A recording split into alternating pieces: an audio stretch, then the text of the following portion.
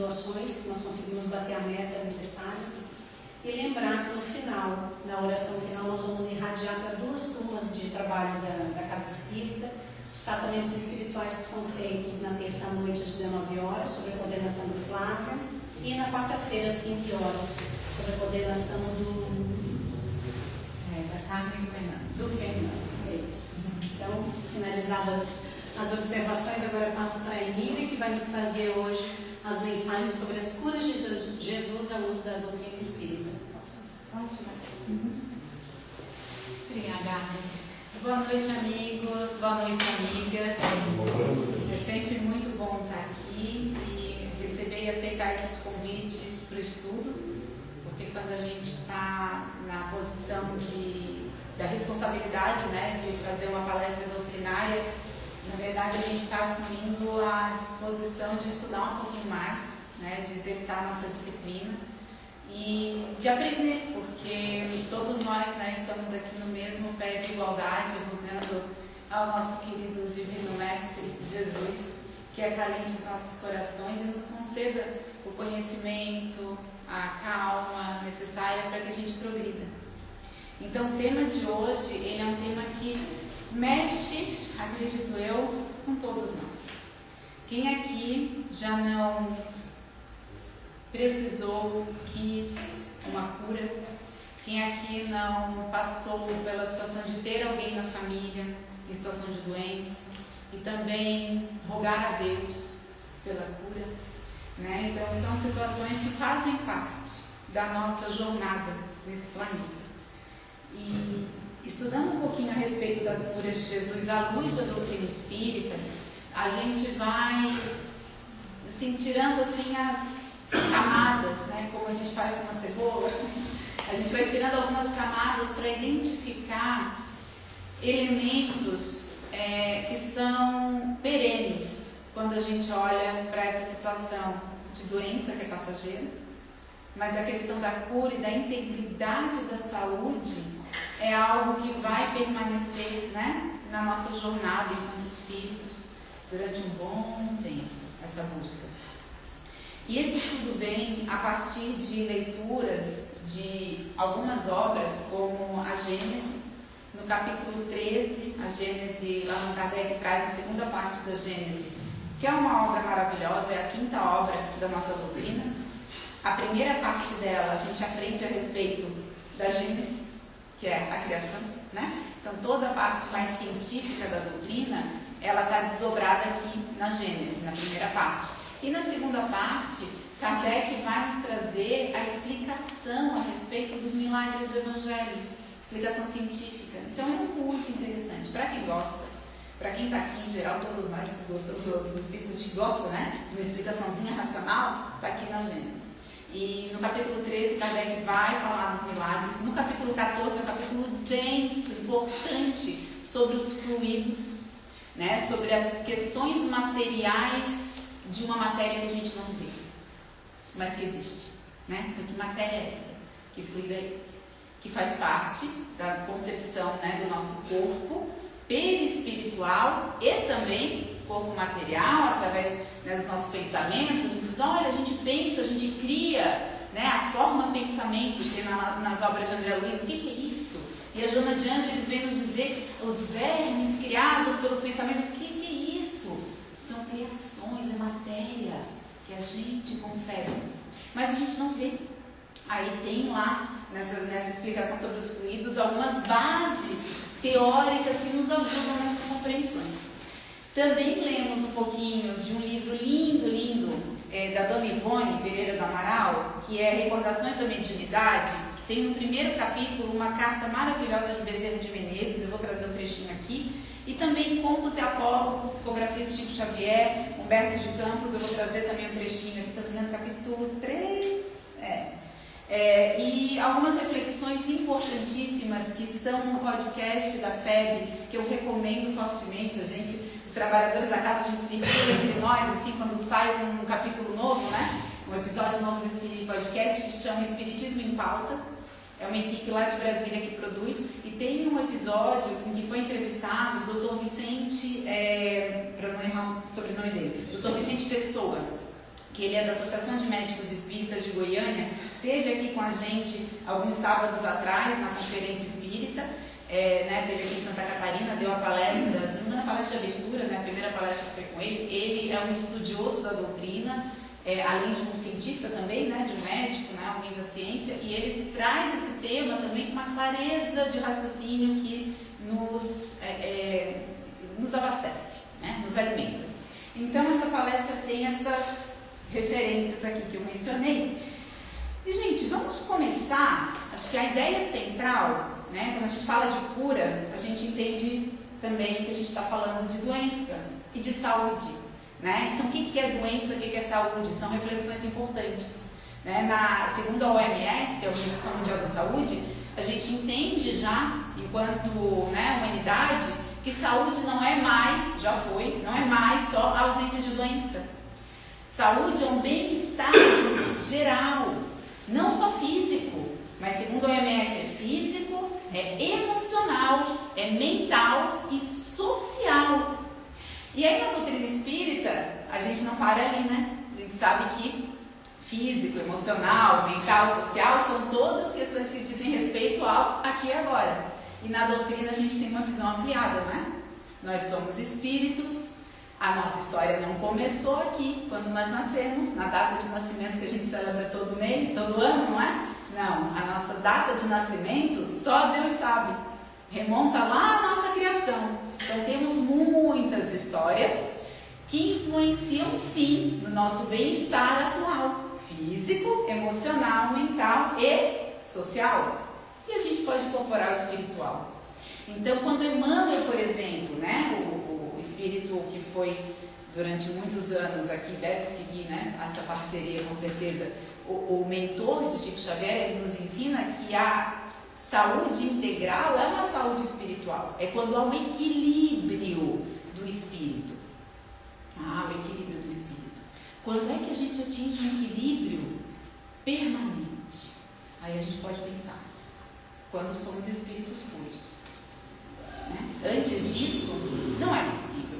Nós passamos por situações que vão nos trazer desequilíbrios momentâneos, né? E que vão, portanto, nos convidar a essa evolução que é cíclica, que é como Leon Denis nos diz, essa espiral ascendente, né? Que vai aumentando o seu raio à medida que nós vamos evoluindo.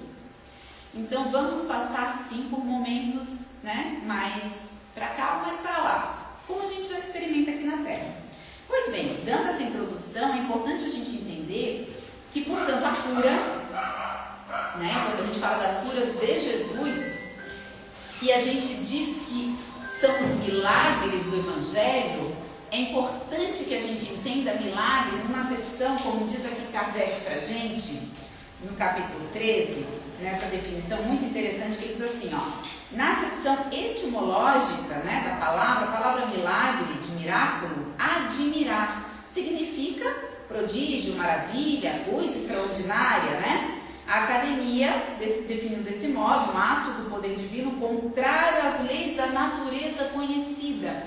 Então é importante que quando a gente entenda as curas de Jesus, a gente entenda também que não é milagre nessa acepção. É na acepção do extraordinário, mas não na acepção do que a gente entende por milagre.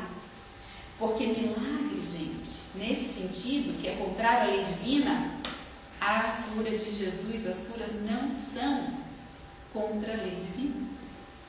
São demonstrações das possibilidades que estão dentro da lei natural, dentro da lei divina. Jesus nada fez que fugisse à lei. Ele, inclusive, foi muito claro para a gente, né? Não vim destruir a lei. Isso dizia respeito à lei de Moisés, do Antigo Testamento? Sim, mas também é uma frase que abrange a lei divina, a lei de Deus. Então, nada que esteja fora de explicações biológicas, científicas, né, da nossa observação de como age Deus na natureza, o que Jesus fez. E o que mais que ele falava para a gente? Vós sois deuses, podeis fazer tudo o que eu faço e mais. Emília, mas eu não sei curar um cego. com as minhas mãos a minha saliva, como fez Jesus? Ainda. Né? A gente precisa adicionar esse ainda, porque Jesus está há 2000 anos, gente. Jesus existe há 2000 anos? Não. Jesus existe muito antes de nós virmos para esse planeta. Ele é nosso irmão mais velho. Ele é alguém que já progrediu e muito, né? Na escala evolutiva. É o que nós na doutrina chamamos um espírito puro. E no caso dele, um espírito crístico. Um espírito com a incumbência de governar um planeta. Ele é o pastor, nós somos as ovelhas. Então, há uma evolução intelectual e moral desse ser que permite a ele ações que nós ainda não conseguimos fazer.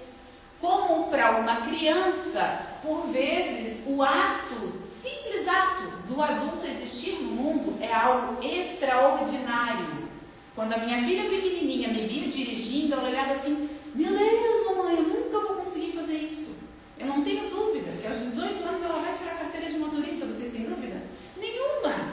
Uma menina super inteligente. Ela vai tirar a carteira de motorista aos 9 anos? Não. Não vai. Para ela ainda é extraordinário o ato de dirigir. Que para nós é muito simples. Né? Muito simples. Eu ainda brinco com ela: minha filha, com carro ainda com direção hidráulica e câmbio automático, não precisa nem pensar. Jesus é esse ser com direção hidráulica e câmbio automático. E nós somos os seres que ainda andamos, né? De fullback entendendo assim: meu Deus, olha o que ele consegue fazer. Tá entendendo? Brincadeiras à parte, amigos. É importante a gente entender que o que Jesus fez, tudo que Jesus fez, foi expressar a lei natural no plano espiritual. É isso. Ele não fez nada para os seres, para os homens daquele tempo. Ele fez para os homens de sempre, para os espíritos imortais que nós somos. Então, como é que a gente compreende a cura, portanto? É importante a gente entender que a cura é esse fenômeno psíquico natural, né? Mas ele foi facilitado por Jesus. Claro que foi. Vamos entender por quê e como, né? Então, a gente tem a questão de que é um fenômeno psíquico natural, que a cura parte de faculdades e atributos que todos temos. Todos temos. Aí já tem um desafio para a nossa compreensão, né? Como assim, Emília? A minha cura não está fora? Não está na medicação, no tratamento, mas eu tenho que ir na casa espírita, eu tenho a consulta com o médico, eu tenho o tratamento lá químico, né? E com os remédios, os medicamentos? Sim, gente, tudo isso faz parte, tá? Mas a cura real, para a saúde real, que é a saúde do espírito, mora em nós. Porque o corpo, ele é esse campo de reparação para o nosso espírito. Eu vou dar alguns exemplos já que vai ajudar a gente a entender um pouco melhor isso, né? Então, Jesus tinha como missão, a gente precisa entender isso também, que era uma missão providencial. Jesus precisava, diante de nós, né, como uma ação da sua bondade infinita, do seu amor, que a gente não consegue nem conceber, ele vem e encarna entre nós, para nos dizer assim: olha só, é possível viver como vocês vivem, e amar, e fazer o bem, e estar na matéria sem viver só a matéria, viver como um ser espiritual aqui na Terra encarnado. Essa era a missão de Jesus. As curas, gente, faziam parte desse plano maior, para que nós o entendêssemos como o caminho, a verdade e a vida. Nada mais foram do que testemunhos, ou testamentos, ou provas da existência e da presença do Cristo entre nós. Então também foi importante nesse duplo aspecto. No aspecto de que Jesus é esse ser bondoso, que ao ver alguém doente, tendo a capacidade de ajudar, vai ajudar, vai ajudar, vai ajudar, é o amor dele. Não vai dar as costas, né? Se ele tiver a oportunidade de ajudar. Mas tem ali também uma necessidade maior, que faz parte dessa missão. Então é importante a gente entender isso também, né? Porque desses produtos, por que às vezes ele diz assim, vai, não conta pra ninguém, e às vezes ele diz assim, vai e fala, né? Tem a ver com esse plano maior, né? Tudo na sua devida intenção. E aqui o papel dos fluidos, né? Dos fluidos nesse aspecto material e espiritual da cura, né? Porque nós estamos encarnados. Nesse estágio, gente, da encarnação, a cura exige que os fluidos benfazejos atinjam a matéria para modificar aquele desequilíbrio orgânico que se manifesta como doença. Isso quer dizer que a doença, ela se manifesta no corpo, mas a origem dela não é, em geral, física. Tem algo antes do físico, que desequilibrou e que precisa voltar ao equilíbrio para que a cura ocorra. Então há a cura orgânica, vamos pensar assim, e a cura espiritual que precisam andar lado a lado. Então a saúde, né,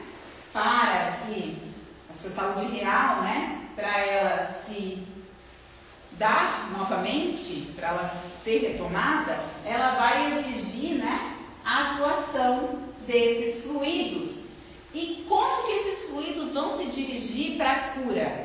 Vamos pensar na cura orgânica. Pela vontade. A vontade de um espírito, de alguém, direciona esse fluido para aquele órgão, aquela célula, aquela área de desequilíbrio. E quem está em desequilíbrio atrai.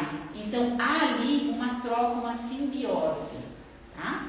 Pensando na cura orgânica, e aí a cura espiritual vai exigir também correção de imperfeições. Tem uma passagem no livro Contos e Apólogos que chama Bendito Aguilhão, o capítulo, tá? Humberto de Campos nos conta uma situação em que vamos nos colocar lá no lugar dos apóstolos, né? Como existe hoje em dia, existem médiuns de cura hoje que quando você se depara com alguém que tem habilidade de curar, o que você faz? Nossa, tem essa pessoa que eu conheço, eu quero levar lá, não é? Nossa, tem essa pessoa, por que esse médium não cura fulano e beltrano? E essas pessoas estão em situação de desequilíbrio, de dor, e eu quero que essas pessoas estejam bem.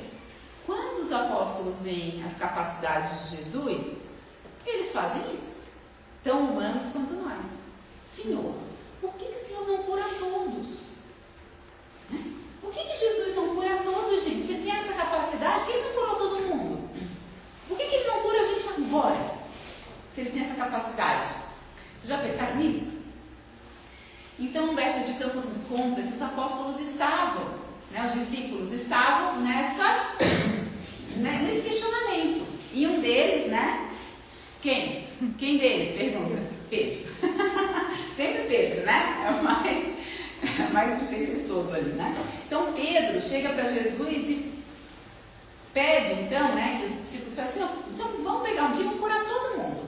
E eles fazem uma tenda e eles preparam o ambiente para que Jesus receba, e todo mundo que for recebido vai ser curado. E naquele dia Jesus começa cedinho com o sol e vai e cura todo mundo que aparece até o final do dia. E a cada um que é curado, os mesmos discípulos diziam assim, você está se sentindo melhor? Espera um pouquinho, fica aqui um minutinho, porque depois das curas, Jesus vem conversar com você. Porque não se tratava, isso os discípulos já tinham entendido. Não era só a cura momentânea. Existia necessidade para algo mais permanente. Para que a doença não voltasse a se manifestar. Então existia a necessidade de se ouvir do mestre e se corrigir o agir. Para manter a saúde. Aí eles fazem esse convite. E olha o que acontece, interessante. Ao final do dia, os discípulos olham para fora da tenda. Quem está ali? Só eles. Todos os curados, claro, entusiasmados, vão voltar à vida, vão voltar às atividades diárias. Alguns ainda dizem assim, olha, eu tenho aqui um compromisso, eu tenho, declaravam-se alguns ansiosamente esperados no ambiente doméstico, outros se afirmavam interessados em retomar certas ocupações. Não julguemos. Quem de nós, ao se sentir um pouquinho melhor de um resfriado, pensa, não vou voltar lá. A gente quer voltar a fazer como sempre fez, como era antes, no nosso lugar de costume. E é isso que eles fazem. E aí Jesus, ao ver a cena e a decepção dos discípulos, diz para eles o seguinte, gente, segura na cadeira, que agora é Jesus falando. A carne enfermiça é remédio salvador para o espírito envenenado. Sem o bendito aguilhão da enfermidade corporal, é quase impossível tanger o rebanho humano do lodaçal da terra para as culminâncias do paraíso.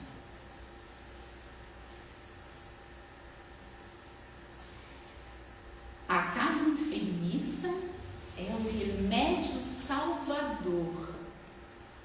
Agora, quem de nós, ao se sentir doente, ao observar o corpo manifestar os desequilíbrios das nossas vidas, agradece? Diz assim, está aqui por um motivo. O que eu preciso aprender? O que eu preciso corrigir? O que a gente fala? Vai embora logo? Não aguento mais isso aqui? Então a carne enfermiça é bênção divina a nos alertar para a necessidade da nossa reparação. É nesse ângulo que a gente tem que entender, gente, as curas de Jesus. E aí, eu ia precisar de mais uns 40 minutos. Mas vamos lá, vamos fazer assim.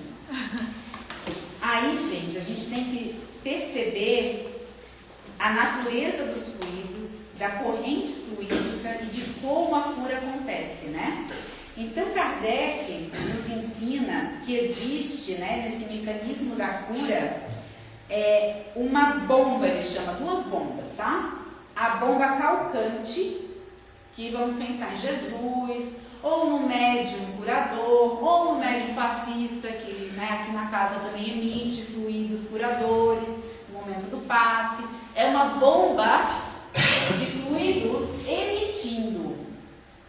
A cura vai acontecer necessariamente? Não. Porque precisa do outro lado a atração. Uma bomba aspirante, como diz Kardec, que recebe por meio da fé. Então a fé aqui como esse mecanismo espiritual para que a gente absorva esse fluido e ele faça a função dele. Ou seja, se eu não acreditar, é que nem se eu estivesse abrindo um guarda-chuva. Está chovendo fluido para me curar. Eu abri o guarda-chuva e eu desviei esses fluidos de mim. Porque eu não acredito. Eu não estou fazendo o segundo ponto para que o terceiro aconteça. E aí, gente, a gente tem uma bomba calcante nesse momento da cura de Jesus, que não é qualquer bomba calcante. É a mais poderosa que já passou por esse planeta. Então, a tecnologia de Jesus é a tecnologia do amor puro. A qualidade da emissão mental de Jesus, de um espírito puro, Vicente Pessoa diz que e ele lembra a gente, lá em Mecanismo da Mediunidade, André Luiz vai nos falar de uma qualidade de ondas emitidas pelo Espírito, que são ondas super ultra curtas. Vamos pensar na qualidade de ondas de um raio-x que penetra a matéria e chapa, né, aquela chapa no fundo ali do aparelho, para a gente conseguir ver os órgãos ou ossos, né? É nesse nível.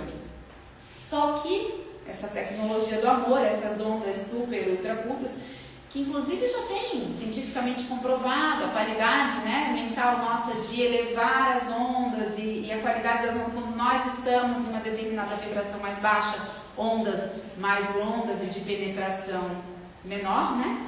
E quando, né, os cientistas fazem aqueles exames, né, MRI lá, aqueles exames com os monges, né, que meditam e tal, e percebem que nesses momentos de meditação, ou seja, de prece, nós estamos emitindo, né, na mente ondas muito elevadas, né, e essas ondas, então, de Jesus, vamos pensar, com uma capacidade de penetração tão profunda, capaz de acessar o núcleo da célula, ligar ou desligar um gene. Vai mudar a sequência genética? Não. Aí já estaria ferindo a lei natural. Agora, ligar e desligar o gene é a capacidade, por exemplo, de alguns medicamentos, é a capacidade, por exemplo, né, de modificação daquela cientista brasileira que descobriu aquela fórmula para que algumas pessoas que não conseguiam andar voltarem a andar, né? Então, hoje a ciência já compreende e acessa alguns desses elementos. Jesus demonstrava isso pelo poder do amor, da força desse pensamento e da emissão com essa vontade desses fluidos. Gente, não é sobre espetáculo, é sobre socorro, sobre ensino e sobre transformação. E aí nós temos uma lista de exemplos. Um exemplo muito bonito, o Paulo fez uma palestra aqui na casa, está no nosso blog, está no YouTube da casa, sobre a mulher que sangrava. Esse é um exemplo muito interessante, porque essa mulher, né, Jesus diz a ela: minha filha, tua fé te salvou, vai em paz. A fé aqui não é essa virtude mística, né? É a capacidade de atração que ela teve. Que mesmo Jesus, sem emitir essas ondas com a intenção dele, de maneira intencional, era tão forte essa fé, esse poder de atração, que ela capta os fluidos dele que ela precisava para a cura. E se cura, tua fé te salvou. Aqui, gente, é uma lição para a gente da nossa capacidade. Se tivermos fé. O cego de Betsaida, um outro exemplo muito interessante, aqui é quando Jesus coloca, né, através da poeira, da saliva, e põe as mãos, né, ao final ele diz para ele assim, está em Marcos, né, no capítulo 8 de Marcos: vai para a tua casa, se entrares na cidade, a ninguém digas. Então tem dois aspectos aqui. Primeiro, a cura foi gradual. Vocês lembram que Jesus impõe as mãos? Você está vendo, ele assim, ainda vejo os homens como árvores, né? E Jesus faz novamente a imposição e aí ele vê. Também é uma lição para a gente sobre o processo da cura, que também não se dá sempre instantaneamente. Então, quando a gente vê, às vezes, né? E olha o poder de Jesus, lembra que a gente já falou disso, né? Agora pensem vocês, nós seres aqui bem medianos, né? Na casa espírita, promovendo aqui, né, por meio da nossa vontade, as curas, e por meio da vontade de quem está aqui para receber a cura. É um processo. Não é a primeira vez que eu venho receber um passe que eu vou sair curado. Pode ser? Pode. Mas pode demorar 1 mês, 2 meses, 3 meses, né? E que a gente permaneça com a fé. E que a gente permaneça no processo, né? Existem curas que dependem, então, dessa ação magnética prolongada e gradual. Isso seguindo as leis da biologia, né? As leis óticas também aqui. O caso dos paralíticos, né? O de Cafarnaum tem uma palestra muito linda da Adri, também está no nosso blog, também está no nosso YouTube, né? Do paralítico de Betesda. Para um ele disse, né? Perdoados-te são teus pecados. Para o outro ele diz, vês que foste curado, não tornes de futuro a pecar. A Aqui, gente, é uma lição sobre a importância da nossa reforma íntima. Para o primeiro, perdoados são teus pecados, é uma lição para a gente de que uma vez que nós corrigimos aquele desequilíbrio mental, espiritual, e ainda está manifestado no corpo a doença, a cura é um passo, é um caminho que vai acontecer. Pode não acontecer na vida encarnada aqui. Às vezes o ser vai vir a desencarnar, porque o corpo já foi comprometido a tal ponto que não há um retorno. Não significa que a cura não aconteceu. Significa que a cura vai se dar no plano espiritual. Né? Ou também pode se dar a cura e deve se dar a cura aqui mesmo, se ainda houver, parte do seu plano, da sua missão, do seu plano reencarnatório para ser cumprido, né? E aí a gente tem muitas curas, né? Muitas curas que acontecem de casos que às vezes surpreendem os médicos, né? E a gente tem por quê? Porque teus pecados já são perdoados. Às vezes era uma causa para aquela doença até anterior a essa encarnação. E aqui o ser viveu diferente, foi diferente, agiu diferente, e o corpo vai responder, né? Após a cura. Também interessante o processo da cura para Jesus nessa missão dele, para nos ensinar a respeito de verdades espirituais e eternas, né? Quando ele vai nos dizer, por exemplo, que o sábado foi feito para o homem, não foi o homem que foi feito para o sábado, para a gente desapegar um pouco das regras, né? Nem tudo tem que seguir as regras do homem, né? E ele faz as curas, por exemplo, da mulher curvada. No sábado faz a cura dos portadores de hanseníase também, e do homem da mão seca. Isso vai gerar burburinho, né? E ele diz assim: hipócrita, por que não se deveria libertar essa filha de Abraão no dia de sábado? Né? Se tiver um animal seu passando sede, você vai soltar para tomar água. Por que eu não posso fazer isso por uma irmã? Né?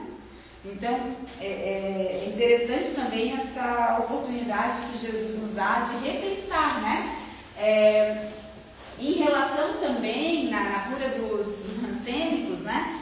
Que 10 vêm para ele para serem curados. Ele diz: vão, entre na cidade, no caminho, eles vão percebendo que eles estão se sentindo melhor, que a doença está sendo curada. E muitos ficam eufóricos e correm, né? Correm porque estão curados. Apenas um volta, né? Se prostra aos pés de Jesus em gratidão, e ele diz assim: olha só, não eram 10? E quem é esse um? É justamente um samaritano, que é um povo, né, persona não grata, um povo que era como um povo que não seguia as leis corretamente. E Jesus alerta para isso, que mais vale, gente, um coração sincero do que um rito vazio, que piedade real supera qualquer formalismo, que gratidão é muito mais importante do que pertencimento religioso. Muitas lições dessas curas, né? Eu preciso encerrar, mas não sem comentar sobre a ressurreição de Lázaro, do filho da viúva, que a gente também empacota aqui como cura. Por quê? Né? Porque não é exatamente a volta de alguém que está desencarnado à vida. Aqueles irmãos não estavam desencarnados, né? Eles estavam no processo de desencarne, tido naquele tempo já como caminho sem volta, que hoje em dia na medicina já se consegue perceber e a pessoa ainda é considerada viva, né? Lá Jesus percebe isso e consegue retomar os laços, porque nem todos os laços haviam sido desfeitos do perispírito com o espírito, e retoma aquele processo, né, de catalepsia, de letargia, enfim, percebe os laços perispiríticos ainda presentes, e numa injeção do seu amor e de fluido vital, com certeza, aqueles irmãos retomam, né, a vida. Então ele não derroga as leis, tá? Isso simplesmente manifesta o conhecimento e a vivência de Jesus das leis de Deus em plenitude. Então aqui tem alguns quadros, né, com todas essas curas, mas eu queria encerrar com essa mensagem para todos nós de que o maior milagre nas curas, né, que Jesus performa é o milagre da transformação moral que ele nos convida. Esse sim, gente, a medicina vai tratar o nosso corpo, é o Evangelho de Jesus que vai educar o nosso espírito, né? O ensinamento de Jesus, ele de fato traz uma revolução para o mundo e pode trazer uma revolução para a gente, né? A cura definitiva, ela depende dessa nossa transformação e do nosso amor incessante. Boa noite, irmão.